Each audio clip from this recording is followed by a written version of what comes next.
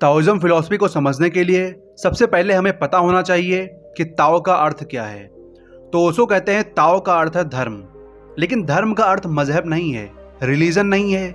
धर्म का वही अर्थ है जो पुरातन ऋषियों ने लिया है। धर्म का अर्थ होता है वह नियम जो सभी को धारण किए हुए है।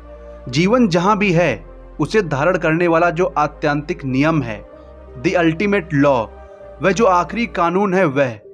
तो ताओ धर्म है, मजहब के अर्थों में नहीं, इस्लाम और हिंदू और जैन और बौद्ध और सिख के अर्थों में नहीं। जीवन का परम नियम धर्म है, लेकिन सभी नियम सीमित होते हैं। ताओ ऐसा नियम है जिसकी कोई सीमा नहीं है। असल में सीमा तो होती है मृत्यु की, जीवन की कोई सीमा नहीं होती। मरी हुई वस्तुएं ही सीमित होती हैं, जीवित वस्तु सीमित नहीं होती, असीम होती है। जीवन का अर्थ ही है फैलाव की निरंतर क्षमता, द कैपेसिटी टू एक्सपैंड। एक बीज जीवित है अगर वह अंकुर हो सकता है, एक अंकुर जीवित है अगर वह वृक्ष हो सकता है, एक वृक्ष जीवित है अगर उसमें और अंकुर और बीज लग सकते हैं। जहां फैलाव की क्षमता रुक जाती है वहीं जीवन रुक जाता है।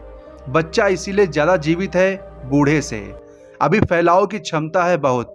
तो ताओ कोई सीमित अर्थों में नियम नहीं है, आदमी के बनाए हुए कानून जैसा कानून नहीं है जिसको कि डिफाइन किया जा सके, जिसकी परिभाषा तय की जा सके, जिसकी परिसीमा तय की जा सके।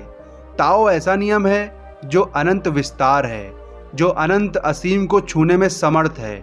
इसीलिए सिर्फ धर्म कह देने से काम न चलेगा। एक और शब्द है ऋषियों ने उपयोग किया है, वह शायद और भी निकट है ताओ के। वह शब्द है ऋत, जिससे ऋतु बना। वेद ऋत की चर्चा करते हैं, वह ताओ की चर्चा है।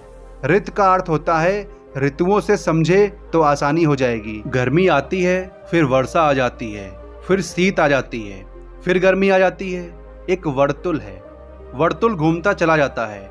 बचपन होता है, जवानी आती है, बुढ़ापा आ जाता है, फिर मौत आ जाती है। एक वर्तुल है, वह घूमता चला जाता है। सुबह होती है, सांझ होती है, रात होती है, फिर सुबह हो जाती है। सूरज निकलता है, डूबता है, फिर उगता है।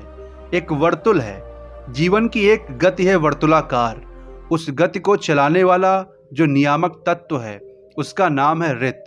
ध्यान रहे, ऋत में किसी ईश्वर की धारणा नहीं है। ऋत का अर्थ है नियामक तत्व, नियामक व्यक्ति नहीं, नॉट पर्सन बट प्रिंसिपल। कोई व्यक्ति नहीं जो नियामक हो, कोई तत्व जो नियमन किए चला जाता है। ऐसा कहना ठीक नहीं कि नियमन किए चला जाता है, क्योंकि इससे व्यक्ति का भाव पैदा होता है। नहीं, जिससे नियमन होता है, जिससे नियम निकलते हैं। ऐसा नहीं कि वह नियम देता है और व्यवस्था जुटाता है, नहीं, बस उससे नियम पैदा होते रहते हैं। जैसे बीज से अंकुर निकलता रहता है, ऐसा ऋत से ऋतुएं निकलती रहती हैं। ताओ का गहनतम अर्थ वह भी है, लेकिन फिर भी ये कोई भी शब्द ताओ को ठीक से प्रकट नहीं करते हैं, क्योंकि जो जो इनको अर्थ दिया जा सकता है ताओ उससे फिर भी बड़ा है और कुछ न कुछ पीछे छूट जाता है। शब्दों की जो बड़ी से बड़ी कठिनाई है वो ये है कि सभी शब्द द्वैत से निर्मित हैं। अगर हम कहें रात तो दिन पीछे छूट जाता है, अगर हम कहें प्रकाश तो अंधेरा पीछे छूट जाता है, अगर हम कहें जीवन तो मौत पीछे छूट जाती है, अगर हम कुछ भी कहें कुछ सदा पीछे छूट ही जाता है। और जीवन ऐसा है संयुक्त, इकट्ठा।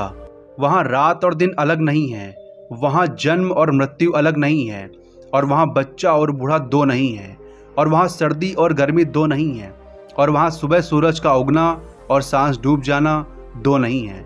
जीवन कुछ ऐसा है, संयुक्त, इकट्ठा। लेकिन जब भी हम शब्द में बोलते हैं तो कुछ छूट जाता है। कहें दिन तो रात छूट जाती है, और जीवन में रात भी है। तो अगर हम कहें कोई भी एक शब्द, यह है ताओ, यह है मार्ग, यह है धर्म, यह है ऋत, बस हमारे कहते ही कुछ पीछे छूट जाता है। समझ ले हम कहते हैं नियम, नियम कहते ही अराजकता पीछे छूट जाती है, लेकिन जीवन में वह भी है। नियम कहते ही वह जो अनार्किक, वह जो अराजक तत्व है वह पीछे छूट जाता है। ओशो कहते हैं ताओ का एक दूसरा अर्थ भी है, वो है पथ, मार्ग, द वे। लेकिन सभी पथ बंधे हुए होते हैं। ताओ ऐसा पथ है जैसे पक्षी आकाश में उड़ता है। उड़ता है तब पथ तो निर्मित होता है, लेकिन बंधा हुआ निर्मित नहीं होता। सभी पथों पर चरण चिन्ह बन जाते हैं और पीछे से आने वालों के लिए सुविधा हो जाती है। ताओ ऐसा पथ है जैसे आकाश में पक्षी उड़ते हैं, उनके पदों के कोई चिन्ह नहीं बनते और पीछे से आने वालों को कोई भी सुविधा नहीं होती। तो अगर यह ख्याल में रहे कि ऐसा पथ जो बंधा हुआ नहीं है, ऐसा पथ जिस पर चरण चिन्ह नहीं बनते, ऐसा पथ जिसे कोई दूसरा आपके लिए निर्मित नहीं कर सकता, आप ही चलते हैं और पथ निर्मित होता है, तो हम ताओ का अर्थ पथ भी कर सकते हैं, दिव्य भी कर सकते हैं। पथ है वह जिससे पहुंचा जा सके, पथ है वह जो मंजिल से जोड़ दे। लेकिन ताओ ऐसा पथ भी नहीं है। जब हम एक रास्ते पर चलते हैं और मंजिल पर पहुंच जाते हैं तो रास्ता और मंजिल दोनों जुड़े हुए होते हैं। असल में मंजिल रास्ते का आखिरी छोर होता है और रास्ता मंजिल की शुरुआत होती है। रास्ता और मंजिल दो चीज़ें नहीं हैं, जुड़े हुए संयुक्त हैं। रास्ते के बिना मंजिल ना होगी और मंजिल के बिना रास्ता ना होगा। लेकिन ताओ एक ऐसा पथ है जो मंजिल से जुड़ा हुआ नहीं है। जब कोई रास्ता मंजिल से जुड़ा होता है तो सभी को उतना ही रास्ता चलना पड़ता है, तभी मंजिल आती है। ताओ ऐसा पथ है कि जो जहाँ खड़ा है उसी स्थान पर, उसी जगह पर खड़े हुए मंजिल को उपलब्ध हो सकता है। आई होप कि आपको ताओ का मतलब समझ में आ गया होगा। नेक्स्ट वीडियो में हम ताओ के पहले सूत्र की चर्चा करेंगे, तो चैनल को सब्सक्राइब कर लेना ताकि नोटिफिकेशन आपके पास आ जाए।